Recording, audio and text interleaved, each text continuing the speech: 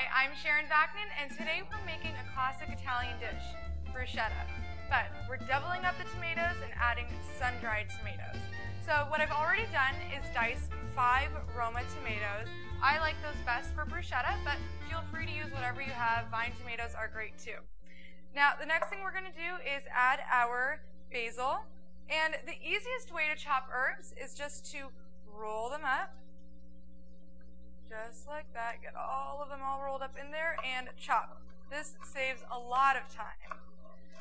I actually got this recipe from my friend Shushannah. She brought it over to my house for a little get-together that we had, and she assembled it right here in my home, and it only took about 5 or 10 minutes, so I thought, what a great idea.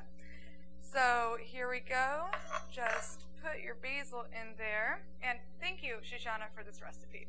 Now, the next thing we're going to do is add our garlic. I picked out 4 cloves of garlic. If you like garlic, though, feel free to add more. And the easiest way to chop garlic is to take it with its peel on, put your knife over it, and smash. The peel comes right off. Just like that. I know you can spend hours trying to take the peels off of garlic. When I learned this trick, I was so happy.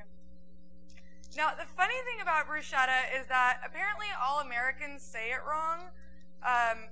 It's bruschetta, or I guess in other regions of Italy, they say bruschetta. But I'll wait for my Italian friends to correct me after they see this video. So we're just peeling the rest of our garlic, and we're gonna give it a nice rough chop. Just like that. And when you smash it, it actually sort of separates the garlic, making it much easier to chop. And get one more in here. Just like that. We'll get all those guys in our bowl. Now, on to our secret ingredient, sun-dried tomatoes. Now, sun-dried tomatoes are exactly what they seem to be. They're tomatoes that have been dried in the sun. You can also purchase them in dry form, not in oil, which is fine. You might need to rehydrate them though. So if you do buy the dry kind, just put them in boiling water for a few minutes and they'll rehydrate and be plump like the ones in the oil. Now, I recommend you buy the ones in the oil because we're actually going to add some of the oil to our mixture here. It has so much flavor. So here we go. We're going to add about ½ a cup because the sun-dried tomato is the star ingredient here. So there we go.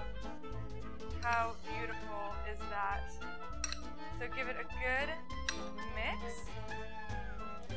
And of course, the last thing you want to add is salt and pepper. But the sun-dried tomatoes that I've purchased are actually already pre-seasoned, so I don't want to overdo it. Here we go. And that looks absolutely delicious. Now, while these are marinating, and you want to let them sit for at least 1 to 2 minutes, we are going to slice our bread.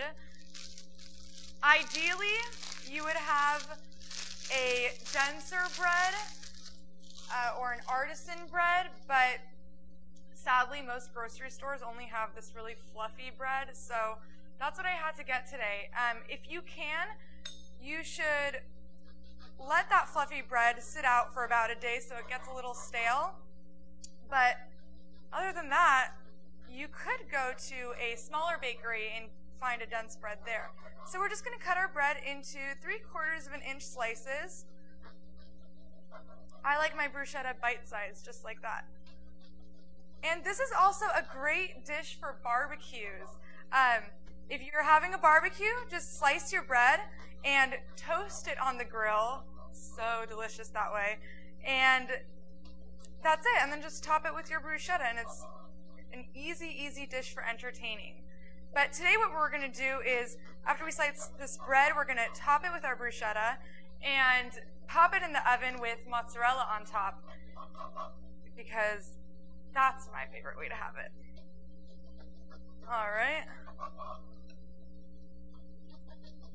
finish slicing this bread here, and then we're going to arrange our bruschetta.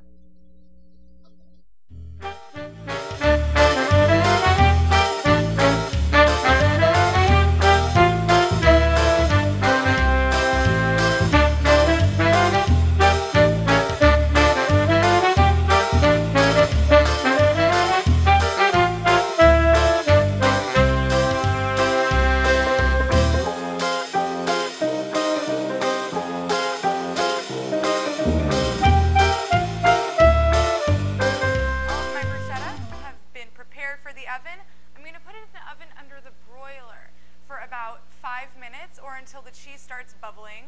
If you have different settings on a broiler, I recommend putting it on low because high can easily burn these guys. So here we go. I'll be back when they're ready.